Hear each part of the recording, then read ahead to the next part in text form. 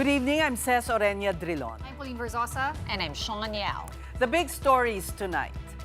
Twice arrested now over charges of touching taxpayers' money, former Senator Bong Revilla is now detained in regular jail, this time over the flood control scandal. Malacanang denies that the first impeachment complaint against President Marcos is following a script, but the chief executive's big sister feels otherwise. And several officials tell Curly Discaya to stop playing victim after the contractor complained about feeling robbed over the flood control issue. Nakakalungkot po, parang wala yatang due process. Pero ganun pa man,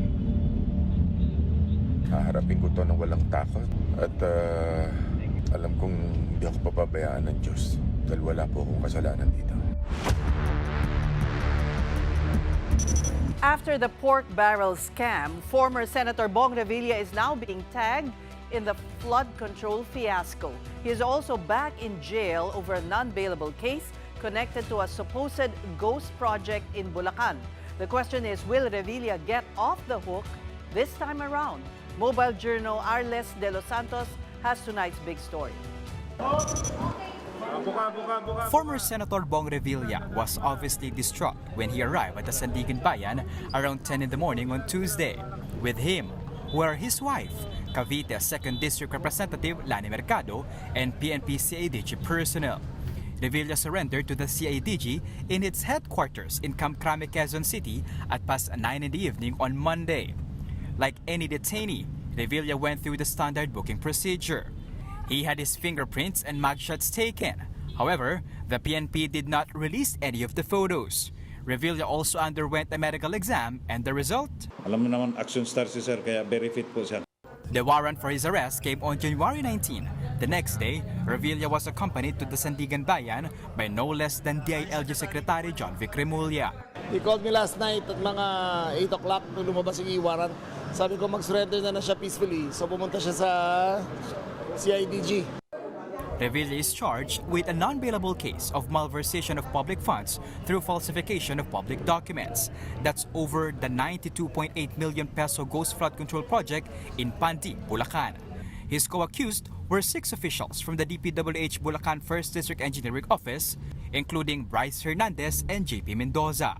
Shortly after, the former senator's son, Agimat Party List Representative Brian Revilla, and Cavite 1st District Representative Jolie Revilla also arrived. Revilla was ordered jail at the new Quezon City Jail in Payatas. But before he was brought there, he first paid a 90,000 peso bail for another case, graft at the Sandigan Bayan 4th Division. Then he left a brief message to all his supporters who went to the anti-graft court to rally behind him. At the moment, Revilla is in the male dormitory of the new Quezon City Jail, but his camp is worried about his security in the BJMP sanctioned facility. They filed a motion to have his custody back to the PNP custodial facility, where he was also detained years ago over alleged involvement in the pork barrel scam. The Sandigan Bayan said it has also received an appeal from acting PNP Chief Jose Nartates Jr. that said having Remulla in their custody will entail additional costs and security detail. On Friday, January 23, Revilla will have an arraignment over this case. A hearing on his motion to transfer detention facilities will also be conducted. Kapatid Arles de los Santos, we are One News. And in other news, President Bongbong Marcos is not at all bothered by the impeachment complaint filed against him. That's according to Palace press officer Claire Castro. Speaking to the president herself, Castro said Mr. Marcos stood firm that he did not commit any of the allegations in the complaint. Complainant and lawyer Andre De Jesus wants the chief executive ousted for allowing the arrest of former President Rodrigo Duterte for allegedly being a drug addict and for supposedly enabling corruption in flood control and in the national budget. Castro also responded to Davao Representative Paulo Duterte's insinuations that the impeachment complaint against Marcos could be staged. Duterte accused De Jesus of lawyering for First Lady Liza Araneta Marcos in the past, something the palace denied.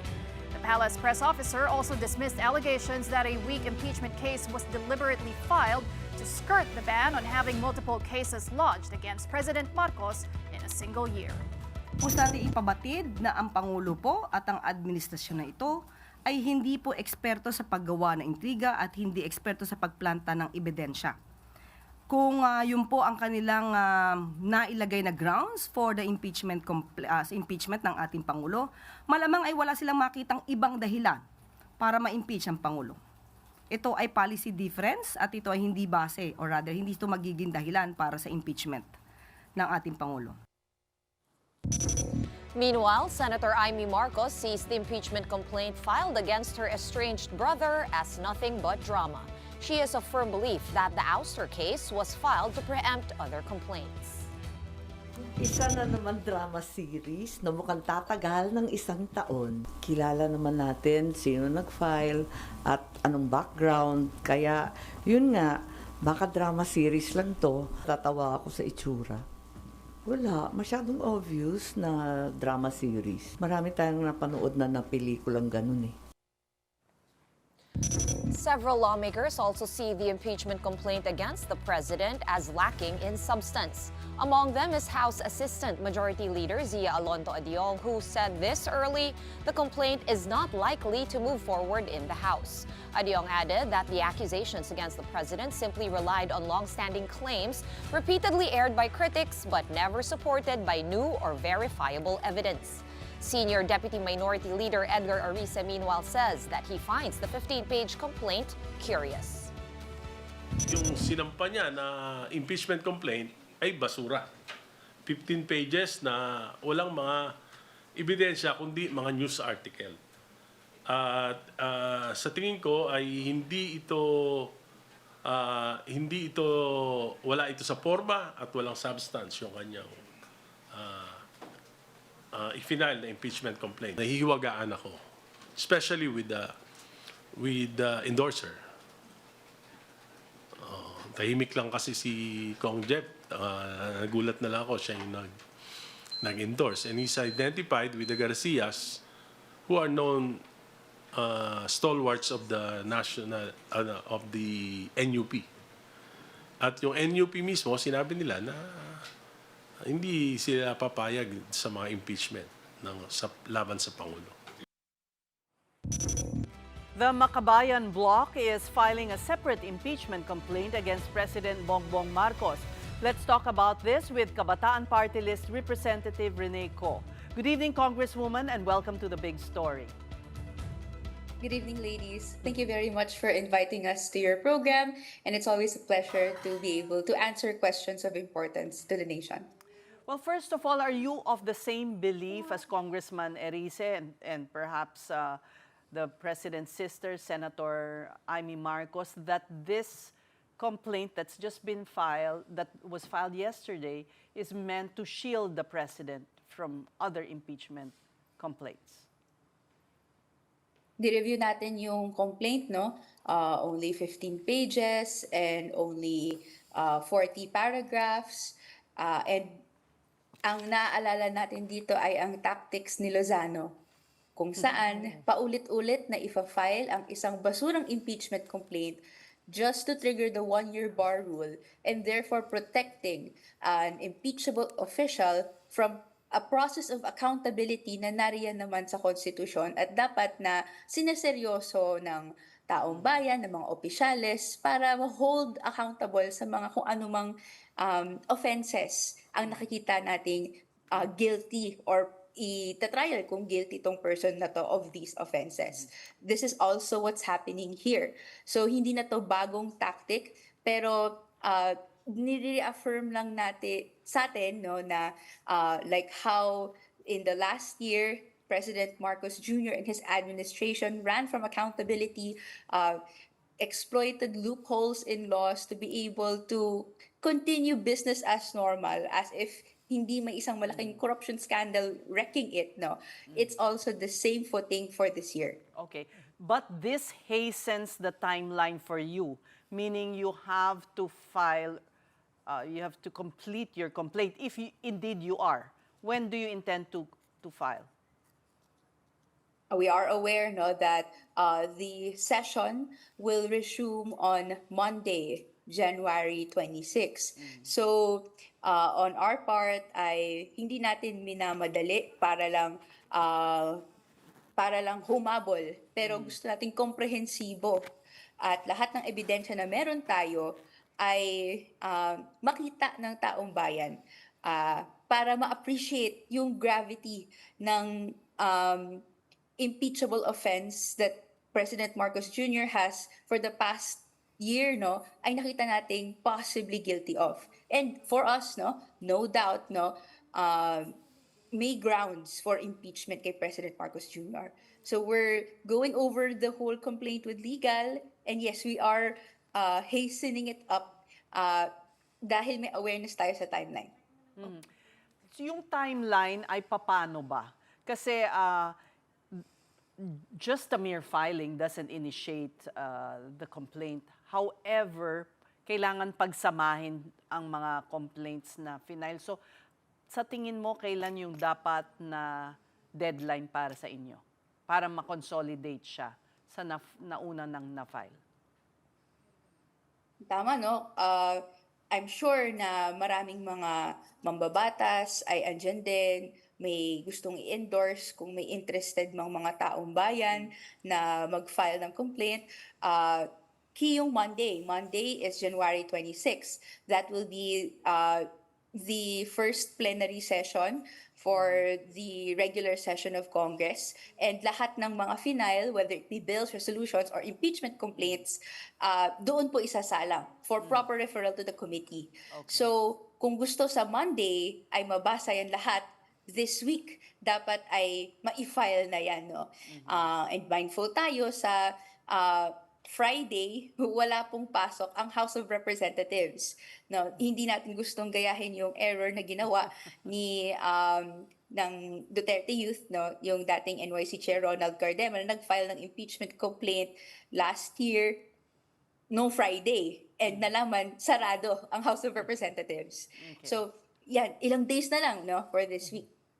Okay, Congresswoman Rene, nagtataka lang ako, and I want to know if you were aware or were you caught off guard as a Makabayan Bloc by this first complaint, kasi member din ng minority yung nag-support dito sa filer. Honestly, yes, I wasn't expecting na may magfa-file ng Monday. And Congressman Jet Nisay has not been previously, hindi kami nag-usap tungkol sa mga gantong issues. But in hindsight, no, this is a tactic that's been undertaken by past administrations. No, this happened during President Gloria Macapagal-Arroyo's term, kay Aquino.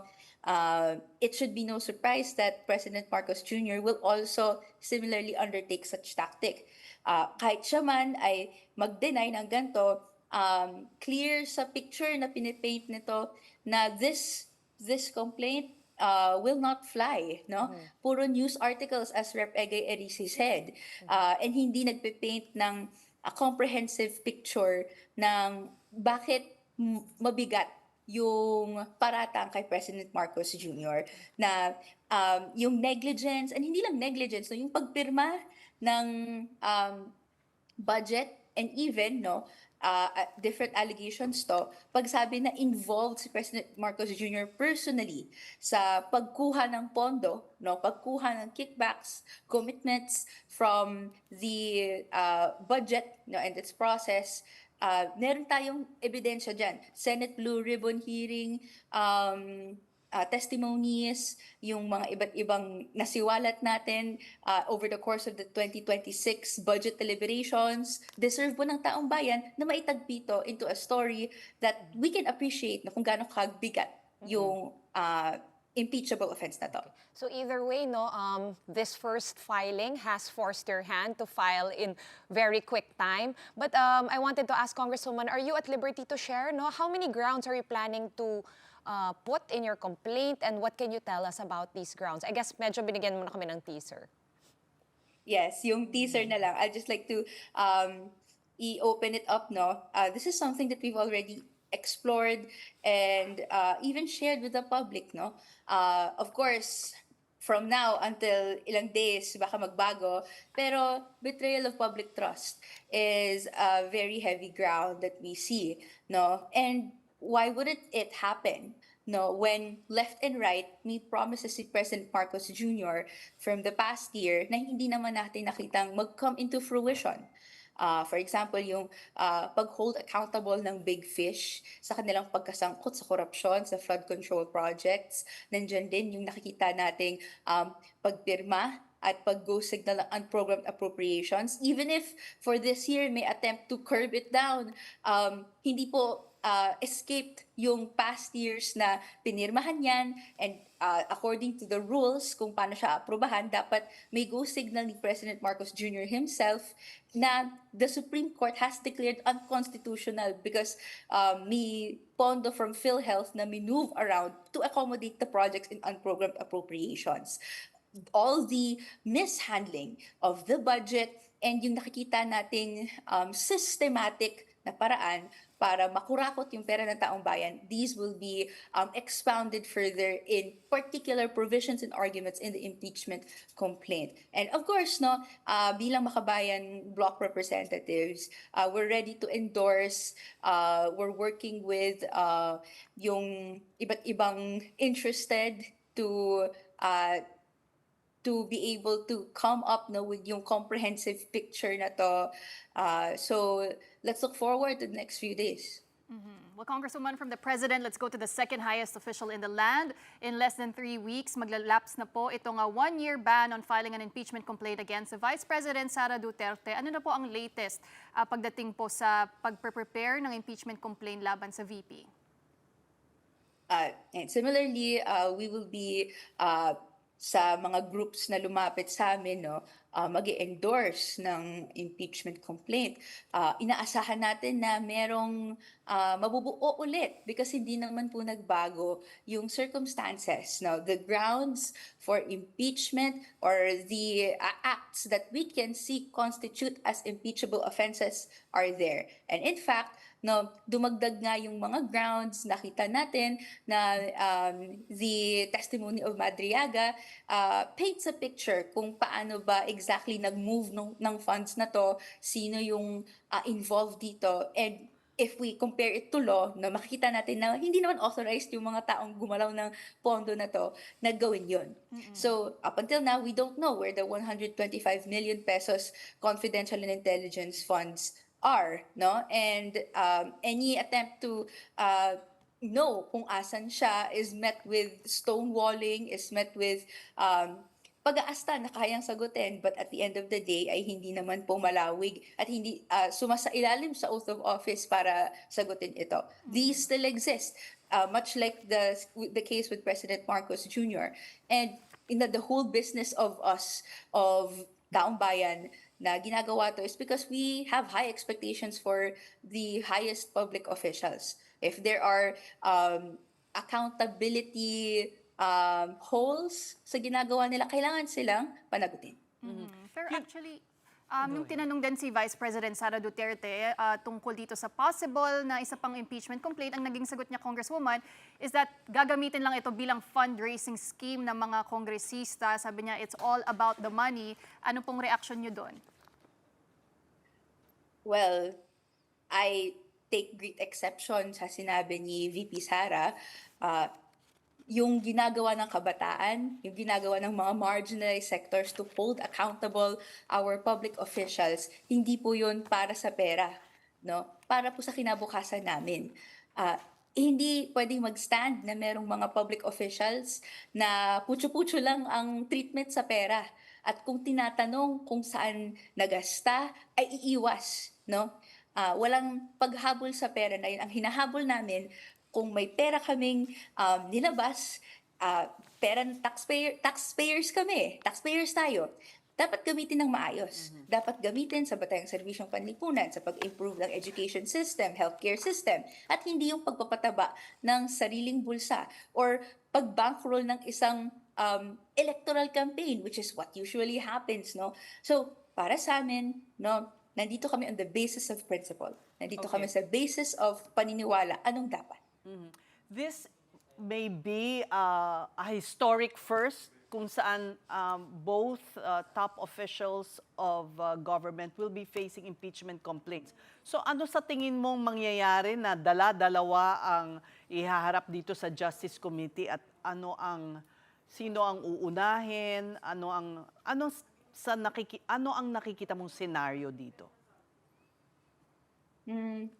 Well, I assume that wala namang pumipigil na sabay i-deliberate ito ng Justice Committee. Siguro, dahil may na-file ng nauna against President Marcos Jr., may mapupwersa talagang kamay na unahin or at least unang mariread at unang masasalang into deliberations yung kay President Marcos Jr. But again, walang pumipigil na sabay sila, and I think that would be very interesting. If ever, no, may expose kung how far the rot of traditional politics looks like in our society today, and how urgent the clamor for the alternative is to the people. So for us, no, those na katuwang ang mga organisasyon sa on the ground that campaigns for changes, opportune time ito para ipakita na tayo naman dapat ang nagli-lead, ang nagsasalita, dahil yung mga paulit-ulit nang napapasok dyan sa kapangyarihan, pansariling interes na lang ang inuuna nila. Paulit-ulit na lang. Hindi na pwedeng ganon. Maraming salamat sa iyong panahon, Kabataan Party List Representative Rene Co. We're just going to take a quick break, but coming up, incredulous reactions to Curly Discaya's statement before the Senate Blue Ribbon Committee inquiry on Monday. The so-called king of contractors claimed he felt robbed after being told to return money from flood control projects. The details of that when the big story returns. Keep it here on One News.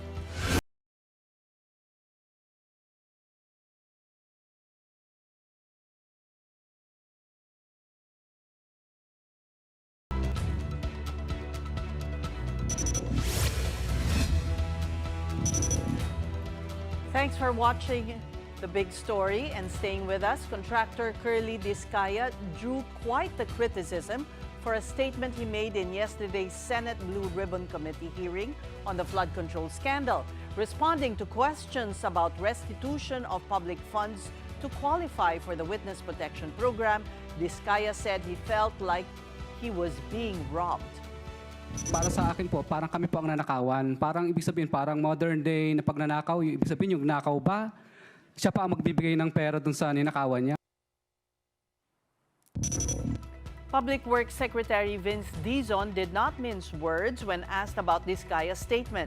Dizon stood as witness in today's flood control case hearing at the Sandigan Bayan against fugitive Zaldico.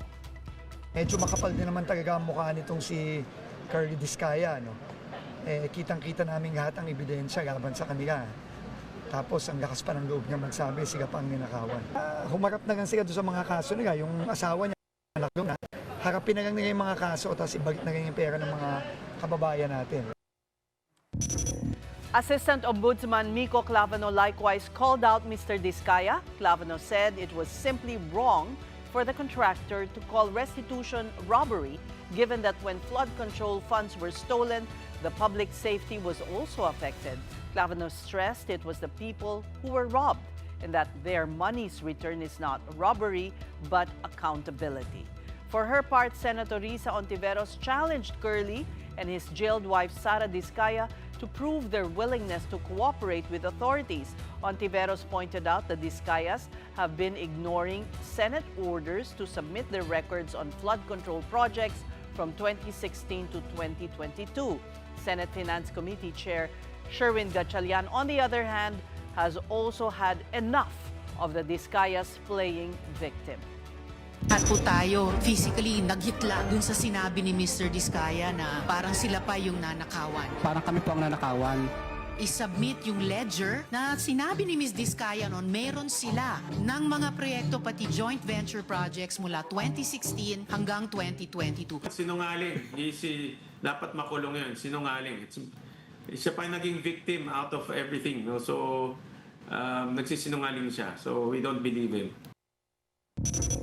Meantime, the Senate Minority Bloc releases a report on the flood control scandal even before the official investigating panel at the upper chamber comes up with its own. The minority based their 576-page report on 6 hearings of the Blue Ribbon Committee, 3 under Senator Rodante Marcoleta when he was chairman, and the rest after Senator Ping Lacson took over. They pointed to former House Speaker Martin Romualdez and former DPWH officials Roberto Bernardo, Henry Alcantara, and Bryce Hernandez as the most accountable in the scam. The minority report also named current and former senators who allegedly requested or received kickbacks. Among them, former Senator Bong Revilla and incumbent Senator Joel Villanueva. As for the involvement of former Senator Nancy Binay, former Senate President Cheese Escudero, and Senator Jinggoy Estrada, this needs more solid proof. Estrada and Escudero are both minority bloc members. The report also named 17 congressmen mentioned by the so-called king and queen of contractors, Curly and Sara Diskaya, and concluded that all pieces of evidence point to Romualdez, so he cannot be absolved. But the question is, are there higher officials involved? And here's what Senator Marcoleta had to say. Merong question mark nga sa makikita nyo rin. Yung arrows kasi, base sa nagtuturo sa kanya at mababasa nyo nun sa kanilang mga testimonies individual. Talagang, for example, Gutesa, tinuro si Saldico and Martin Romualdez. Si Diskaya, nabanggit din ang pangalan ni Martin Romualdez. At yung mga iba, si Alcantara, si Bryce Hernandez, pinagtuturo kung sino-sino at papunta lahat sa direksyon ni Martin Romualdez. Meantime, Senator Amy Marcos was absent in yesterday's Blue Ribbon Committee hearing, but she still had a lot to say about what did not come out of that inquiry. Senator Marcoleta, who was present, found the hearing as lacking. As he said, it focused only on former DPWH Secretary Manny Bonoan's mismatched grid coordinates. Wala rin na bunyag. Ayaw ko sanang magsalita ng makakasakit o makaka-offend sa aking mga kasamahan. Pero yun naman ang nakikita ng mga Pilipino. Nakikita naman natin na parang wala namang pagtutuunan nito. Laging bitin laging may kulang. Ngayon, inumpisahan na naman sa MYPS. So, anong mapaprofit natin doon? Wala. The coordinates are wrong. The discrepancies, sa kanila nga, mga 2 kilometers lang ang discrepancy. Doon sa ginawa namin, was able to find out a variance or discrepancy between 65 or 67 kilometers to 400 kilometers. Still on the so-called minority report, Senate President Tito Soto considers it just a piece of paper that does not amount to anything unless taken up on the upper chamber's floor. In the end, he says it's the Senate Blue Ribbon Committee's report that is of value to the probe and prosecution in the flood control scandal when adopted in plenary and later sent to the Office of the Ombudsman or the Justice Department. He also addressed the criticism of Marcos and Marcoleta. Kulang na oras Kaya nga sa susunod, umattend sila sa susunod para yung mga kulang, mapunoon nila. Now let's discuss this and other developments with Tindig Pilipinas co-convener Kiko Aquino D. Good evening and welcome to The Big Story. Hi everyone, good evening po. Good evening sa lahat ng mga nakikinig po ngayon. Unang tanong, ang Tindig ba ay kasama sa magfa-file ng impeachment complaint laban kay Pangulong Marcos? Hindi ko siguro unahan po yung actions ng Tindig po. We will announce something when we're ready to announce something. Pero at least speaking personally na in terms of yung impeachment kay President Marcos, again, speaking personally, since I'm not really I can't speak on behalf of Tindig on this matter. I think definitely dapat maimbestigahan yung possible role ni President Marcos sa lahat ng mga corruption issues, both in terms of yung kung ano yung pinahintulutan niya in terms of yung budgets na pinasa niya the last few years, and in terms of yung hindi niya ginagawa. So yung mga hindi natupad na promises as far as Big Fish being arrested, is this happening kasi hirap talaga sila sa proseso, or is there something more going on? So kung impeachment man yung tamang proseso for investigating this, then I think that's something that we should get behind. No? As far as also on the topic of impeachment, as far as other cases, personally, tingin ko po unfinished business ko as one of the signatories ng impeachment complaint against VP Sara Duterte na dapat rin ma-pursue ito. So I think while we're not announcing anything and we'll announce something when we're ready, definitely tinitingnan po natin yung mga issues na ito. Well, there was an impeachment complaint filed yesterday, and so this somehow this jumped the gun on the others, meaning they have to now, there's a timeline now involved. So sa tingin mo ba, itong naunang impeachment complaint ay para protektahan ang Pangulo?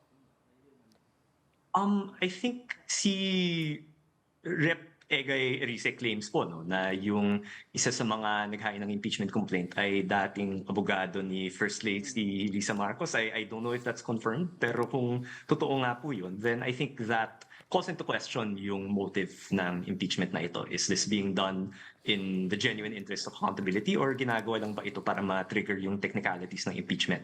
Para makalusot si President Marcos for 1 year. So I'm not sure what to make of that impeachment complaint. Definitely may ilang articles dyan na hindi ako sumasang-ayon. So isa doon yung kung impeachable yung pag-facilitate ng gobyerno dito sa pag-arrest ng Interpol kay President Duterte para madala siya sa INC. That's something I very strongly support. So I don't personally think that is impeachable. Pero kung yung kabuuan ng, in terms of yung kabuuan ng complaint, that's something that kailangan ko pang pag-aralan. But I do question yung motives ng personalities involved dito. Tindig was very active and is still very active in the street protests because of the flood control fiasco. And so far, ano ba ang assessment ng Tindig, if you can speak for Tindig, sa nagawanan ng Marcos administration to hold these legislators or those responsible for billions of pesos lost in the flood control affair? Malinaw na malinaw po na kulang pa yung ginagawa. No? So sa usapin ng Big Fish, I don't think that a former senator constitutes a sufficiently big fish. Kasi ang gusto nga nating maipakita sa ating mga kababayan ay na walang lusot dito sa issue ng korupsyon. Kung ano man yung posisyon mo, kung saan ka man sa lipunan, kung naging sangkot ka sa issue ng korupsyon, dapat maabutan ka ng batas. Dapat maabutan ka ng ating sistemang pangkatarungan. And hanggat wala pa tayong nakikita, kung ang ginagawang mensahe ng Marcos administration ay na lusot yung mga nakaupo sa poder, lusot yung mga incumbent, I think kulang na kulang yun. And I think that can only mean na magpapatuloy pa rin talaga yung mga kilos protesta natin. Feb 25, may magyayari ba? Of course, Ed, sa anniversary, some are already saying na magkakaroon daw ulit ng kilos protesta. But what are your thoughts on that? Tutuloy nyo ba? Kasi may mga nagsasabi na napapagod na raw yung mga tao na lumabas sa kalsada. So again po, we'll announce something when we're ready to announce something. But definitely, malaking araw ang People Power, 40th anniversary po ng People Power. Kung wala nga itong corruption issue, ay busy po ako sa paghahanda niyan. Pero syempre, hindi mahihiwalay sa legacy ng People Power yung kasalukuyang corruption na nangyayari ngayon. Dahil corruption, bukod sa paglabag sa karapatang pantao na ginawa ni Marcos Sr., yung napakalalang world record-setting corruption na nangyari nung panahon niya ay isang napakalaking cause na kinalaban ng People Power. At saka nakikita nating nauulit yun ngayon. No? So definitely, hindi hindi natin palalagpasin yung pag-commemorate sa 40th anniversary ng People Power na wala yung pagkomento dito sa kasalukuyang issue. And kung ano yung magiging itsura nun sa mismong araw ng Feb 25 at sa mga pumapaligid na araw, we will be in the process of announcing that in the coming, our plans in the coming days and weeks po. Pero definitely, nakikita naman natin na yung araw ng People Power, yung People Power anniversary, espasyo yan talaga para hindi lang alalahanin yung tagumpay natin noong 1986 pero ihambing yung kasalukuyang sitwasyon natin doon sa mga aspirations ng mga Pilipino nung panahon ng 1986. And given na at various points, but especially at this point, we're falling short of that ambition. I think that is, that's a space for people to come out and make it known that in the end, nasa atin pa rin yung kapangyarihan. And again, mukhang paulit-ulit natin kailangang i-remind sa ating mga politiko na hindi sila yung may totoong kapangyarihan dito sa sistema natin. Okay, wait, Kiko. What caught me was the beginning of your answer. You said, kung hindi lang ako sobrang busy, ito yung Feb 25 rally will be top of your agenda. So what could be bigger than a Feb 25 rally that is on top of your agenda? I might have misspoke po. What I meant po was that even if this corruption issue weren't around, I would still be very busy preparing for the 40th anniversary of People Power. Okay. Pero dahil nga nandito rin yung corruption issue, it's definitely figuring out figuring out how to present it na on the one hand, napakalaking milestone yung 40th anniversary ng People Power. And hindi rin pwedeng i-downplay yung nakamit natin yung panahon na yun, na yung isang diktador na na bumawi sa ating karapatan na maghayag ng malaya, na mag-elect ng ating mga politiko, na palayas natin sa isang mapayapang paraan. Isang napakalaking bagay yun on its own, and that deserves its own attention. But also, at the same time, hindi pwedeng ihiwalay ito sa corruption issue na hinaharap natin ngayon. And figuring out how to present both of these things, do justice to both of these things, yun po yung pinoproblema po natin. But Kika, I wanted to get your assessment on the Blue Ribbon Committee hearing yesterday. It finally resumed after weeks of waiting. New witnesses, personalities were introduced. But for you, was there anything new and substantial that was revealed yesterday? Or are you also getting the sense, like some other people, that there is an attempt to cover up certain personalities? I think I'm not ready to make a judgment on the resumption of the hearings just on the basis of one hearing. But medyo I would agree with the assessment na medyo yung highlights ng Blue Ribbon na napansin natin, it's a lot of the grandstanding as opposed to yung substantive findings, no. So andun yung very what's the word? Yung inappropriate statement ni Curly Discaya. That's the kindest way to put it, na nakaka-trigger talaga yung sinabi niya na parang sila yung ninakawan. So syempre, that got people's attention. Yung opening statement ni Senator Lacson, also na parang muntik na siyang gumamit ng expletive. I think that got attention. Yung theatrics na maraming naka-mask and nagtatago ng identity, I think that got a lot of attention. Pero in terms of mas alam ba natin kung ano yung nangyayari sa pera ng taong bayan, I think we didn't get quite as much of that as we would have wanted yesterday. But again, I'm not ready to pass judgment on Senator Lacson's handling of the Blue Ribbon Committee solely on that day. Kasi nakita naman natin in previous hearings ng Blue Ribbon Committee, meron naman tayong natutuhan. Yung issue ng on-program funds ay na-highlight dahil sa Blue Ribbon Committee hearings ni President Lacson. And while kulang yung while we would have wanted to see unprogrammed funds completely removed from the 2026 budget, and the budget definitely falls short on that count. At least nasa kamalayan na natin at nasa kamalayan ng ating mga politiko na hindi lang pwedeng itago yung corruption nila ng basta-basta dito sa unprogrammed appropriations. So I think that sort of parang taking off from that potential. I hope we see more out of the current status of the Blue Ribbon Committee. Pero in terms of yung developments yesterday, I didn't note anything too consequential dun sa mga lumabas. What about in terms of a big fish? Do you believe na kahit papano nahuli na yung ilan sa kanila? We're talking about former Senator Bong Revilla, who is now under the custody of authorities, and even former DPWH officials Bryce Hernandez and JP Mendoza.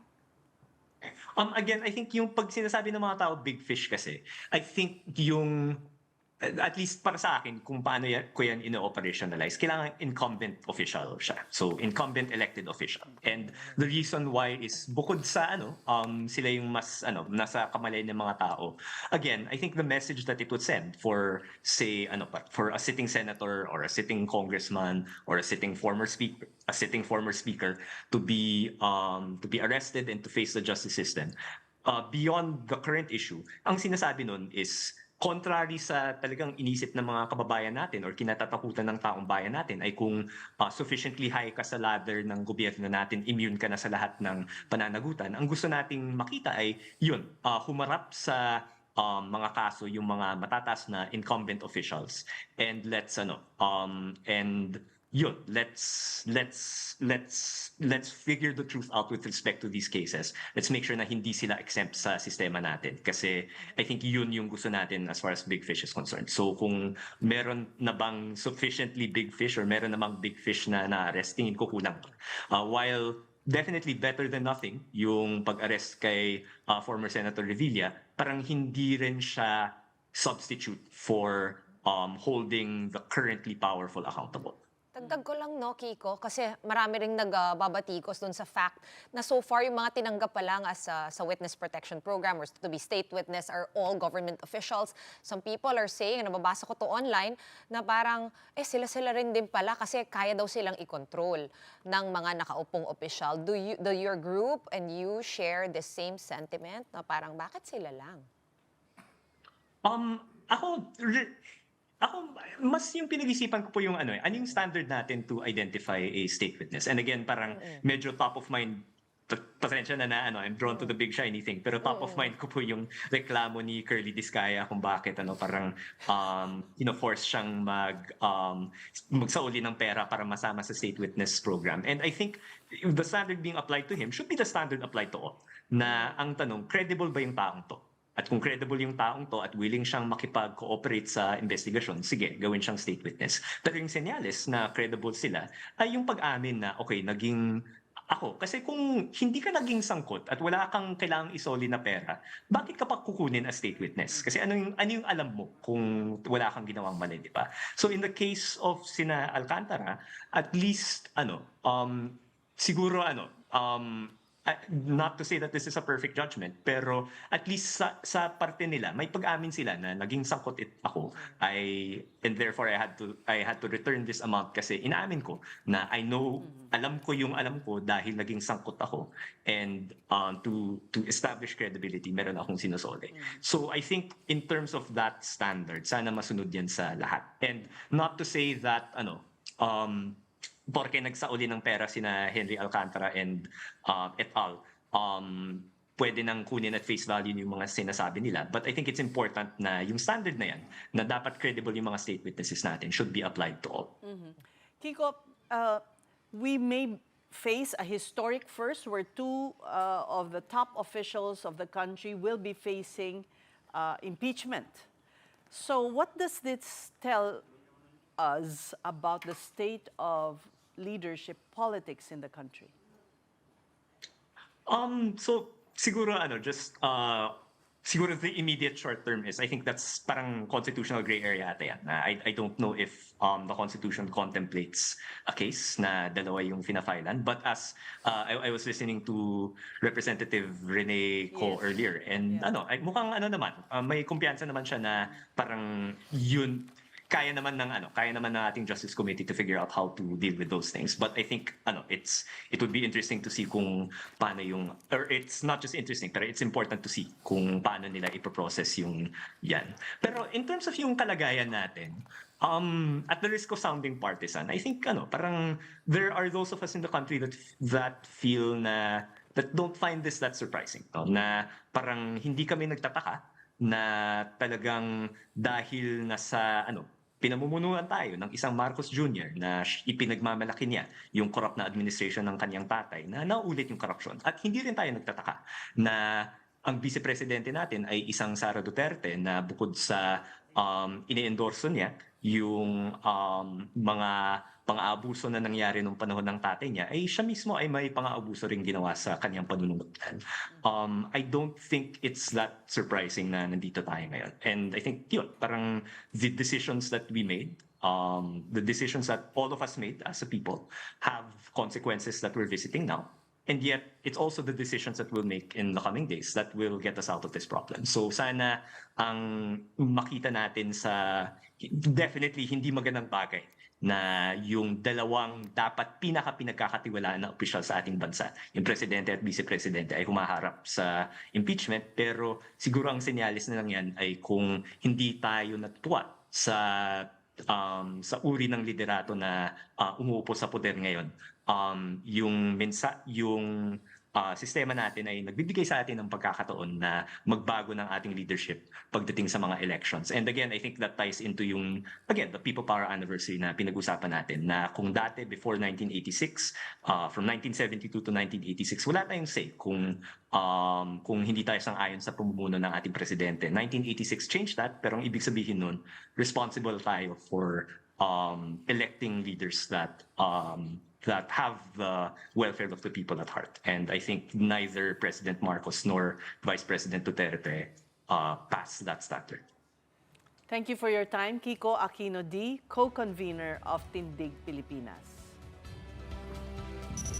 And we are pausing for another breather, but right after that, another cyber-libel complaint filed against Cavite Representative Kiko Barzaga, this time courtesy of his former political party. The big story will be right back. Stay tuned.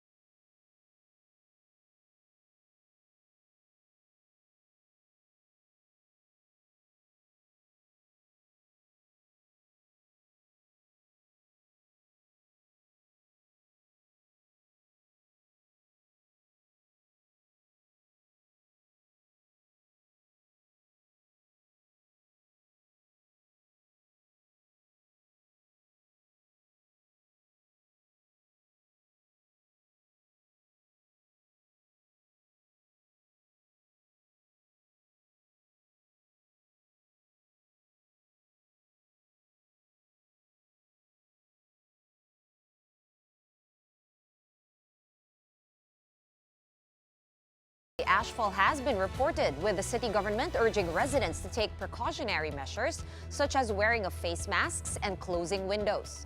FIVOC says northeast monsoon or Amihan winds are blowing volcanic ash toward the southern part of the Mayon volcano. Some residents are already complaining of eye irritation. Drone shots from News 5 show Mayon volcano spewing plume and over 3,000 tons of sulfur dioxide overnight. Mayon volcano remains on alert level 3. In business news, the peso posted its second worst finish on record, closing this Tuesday at 59.455 to the dollar. The local unit hit an intraday best of 49.42, 59.42, and an intraday worst of 59.50. The peso reached an all-time low January 15 at 59.46 against the greenback. The peso's weakness is also dragging Philippine equities. The PSEI tumbled this Tuesday by over 1.3%.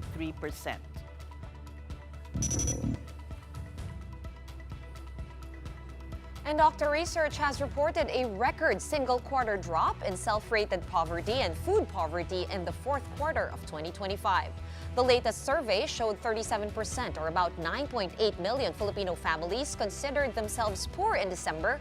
That is down from 54% in September.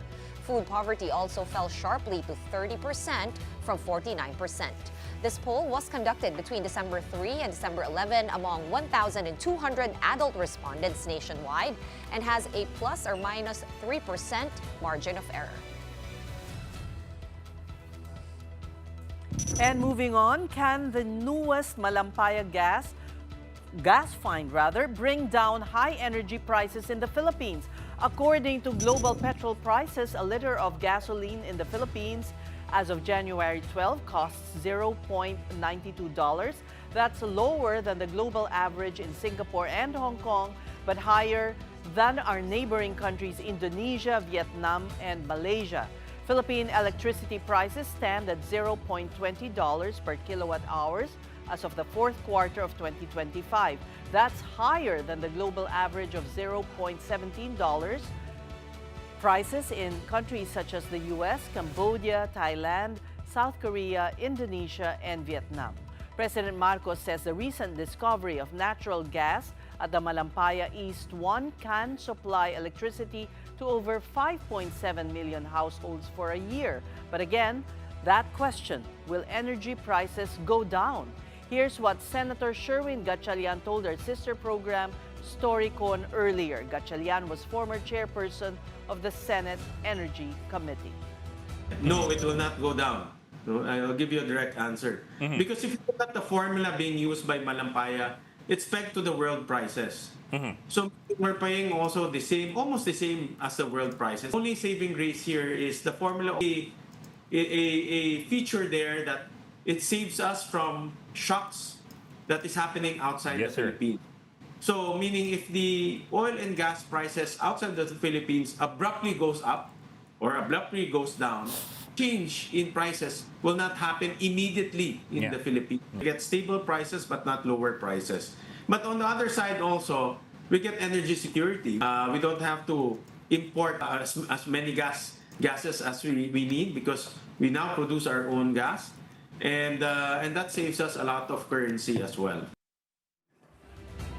All right, and before we go, if there's one series with the biggest fan base in the world and here in the Philippines, including myself, well, that's got to be Game of Thrones. So it's no surprise that the story of Westeros is still expanding, and now fans have something new to look forward to with the Game of Thrones spin-off, A Night of the Seven Kingdoms. And News 5's MJ Murphy got to sit down with the cast to watch this exclusive interview. 7 years after the Game of Thrones finale, the battle for Westeros is far from over. This time, instead of dragons destroying everything, a knight and his young squire take center stage in this dangerous world of Westeros. In the highly rated spin-off, A Night of the Seven Kingdoms. Of course, One News got the first look. This series doesn't focus on dragons or massive wars. Rather, it follows the adventures of a knight, Sir Duncan the Tall, and his young squire Egg, a true-blooded Targaryen, on the run from the kingdom. On set, they said they became like brothers.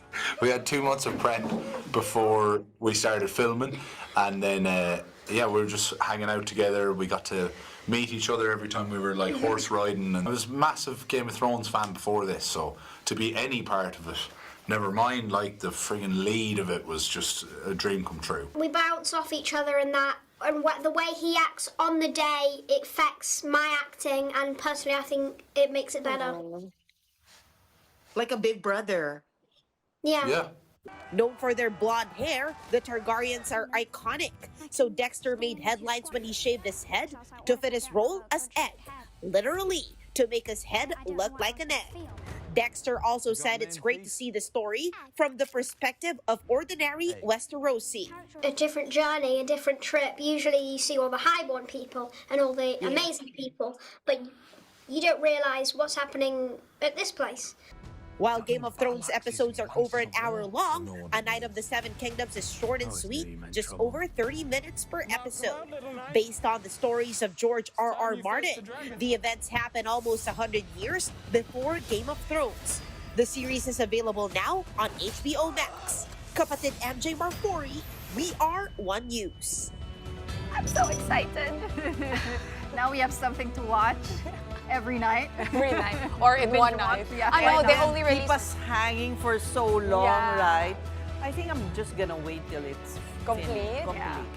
Buti pa yung EQ ni Seth. I'm jealous. She has I say that, expectations for but it. actually, Let's see. I'll be like you and Give in. yeah. Okay, and that will do it for us here on The Big Story this Tuesday. Thank you so much for watching. We are back here tomorrow at 8 p.m. We'll see you then. Kapatid, we are One News, all sides, all the time. Have a good night.